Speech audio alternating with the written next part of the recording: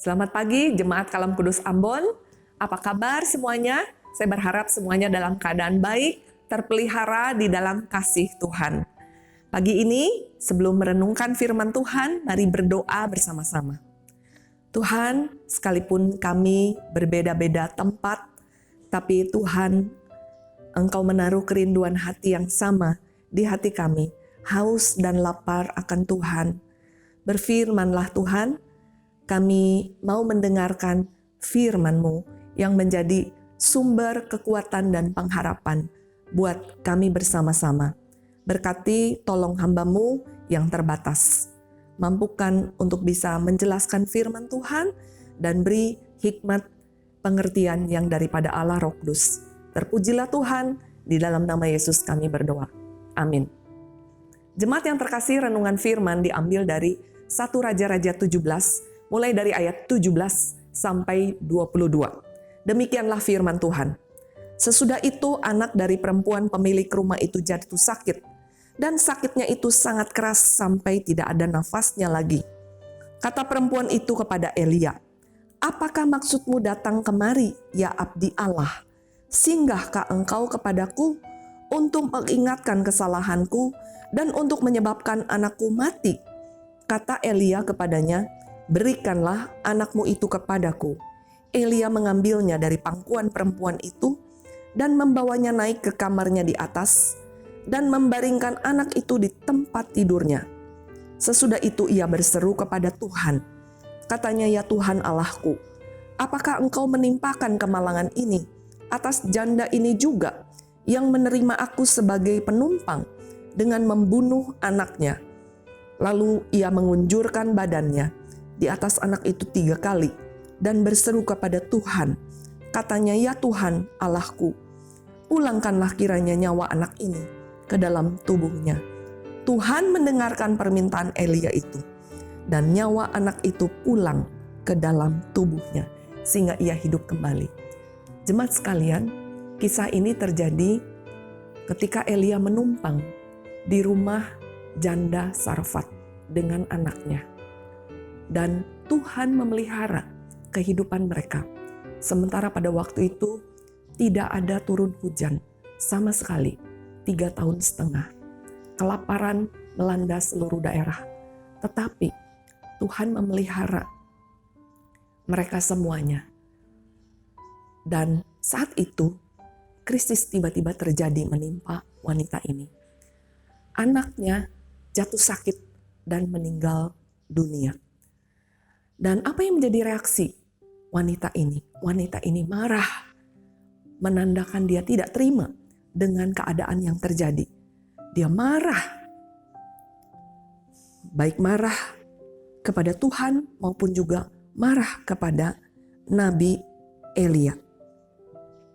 Kemudian juga krisis bisa menyebabkan seseorang itu merasa dia berdosa. Karena dosa, makanya krisis itu datang menimpa hidupnya. Kemudian juga krisis bisa memunculkan satu perasaan menyalahkan orang lain. Dan wanita ini menyalahkan Nabi Elia yang tinggal bersama-sama dengan dia. Jemaat sekalian, ketika wanita ini tanpa pengharapan, krisis memunculkan siapa wanita ini yang sesungguhnya. Ketika bejana itu retak, maka muncullah keluar isi daripada bejana tersebut. Namun demikian, ketika krisis terjadi, percayalah bahwa Tuhan itu tetap baik dan Tuhan itu tetap layak untuk menjadi sandaran hidup kita. Dan Nabi Elia, dia tidak berdebat, dia tidak berargumen dengan wanita ini, dia penuh dengan belas kasihan. Dan dia mengambil anak yang sudah menjadi mayat dari pangkuan perempuan itu, membawanya naik ke kamarnya di atas dan membaringkan anak itu di tempat tidurnya. Nabi Elia menunjukkan belas kasihan kepada wanita yang sedang sedih dan hancur hati karena kehilangan anaknya.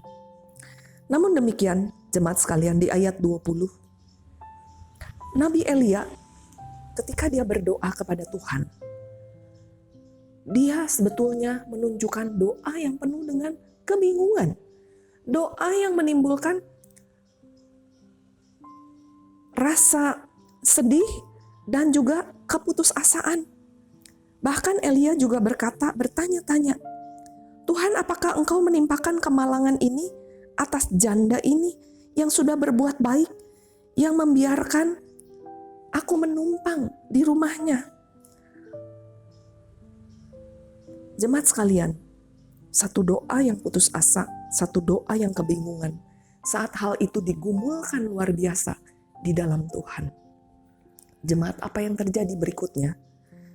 Justru berikutnya yang terjadi adalah melahirkan satu doa yang penuh dengan iman.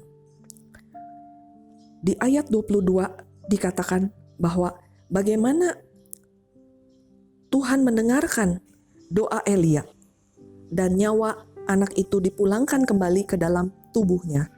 Di ayat 21 dikatakan doa Elia demikian, Ya Tuhan Allahku, pulangkanlah kiranya nyawa anak ini ke dalam tubuhnya. Jemaat sekalian, bagaimana dari doa seseorang yang sedang kebingungan itu berubah menjadi doa yang penuh dengan keyakinan. Jemaat, ada satu kata krisis di dalam bahasa Mandarin yang berbunyi weiqi. Namun weiqi ini terdiri dari dua kata, yaitu weixian yang berarti bahaya dan sekaligus juga cihui yang berarti kesempatan. Bahwa di dalam bahaya yang besar justru ada kesempatan yang besar juga. Dan Nabi Elia di dalam doanya kepada Tuhan, Tuhan mengubahkan kebingungan Elia, keputusasaan Elia, kesedihan Elia, diubahkan menjadi iman di dalam Tuhan. Jemaat sekalian, saya juga tidak tahu krisis apa yang saat ini terjadi di dalam hidup jemaat sekalian. Mungkin jemaat mengalami kebingungan, keputusasaan, dan semua bertanya hal yang sama. Kapan corona ini berakhir? Kapan? Percayalah bahwa di dalam krisis yang besar juga ada kesempatan yang besar. Tuhan justru membangkitkan iman kita ketika kita berjalan di dalam doa, kita menyerahkan diri kita kepada Tuhan. Mari kita berdoa. Bapa di dalam surga, hamba berdoa untuk setiap jemaat, dimanapun juga mereka berada. Tolong ya Tuhan, baik yang sakit, yang lemah tubuh, yang mengalami krisis keuangan, yang mengalami banyak hal Tuhan. Tuhan, ubahkan itu menjadi satu iman yang hidup, di mana Tuhan, Engkau mendemonstrasikan kuasa-Mu yang besar. Bagaimana di dalam kisah ini, Tuhan, Engkau mengembalikan nyawa anak yang sudah mati kembali menjadi hidup karena kuasa-Mu. Mari ya Tuhan, Engkau bekerjalah di dalam hati setiap jemaat-Mu. Tolong kami bersama agar memiliki iman yang hidup di dalam Tuhan. Terpujilah Engkau, di dalam nama Yesus kami berdoa. Amin. Tuhan memberkati. Selamat beraktivitas.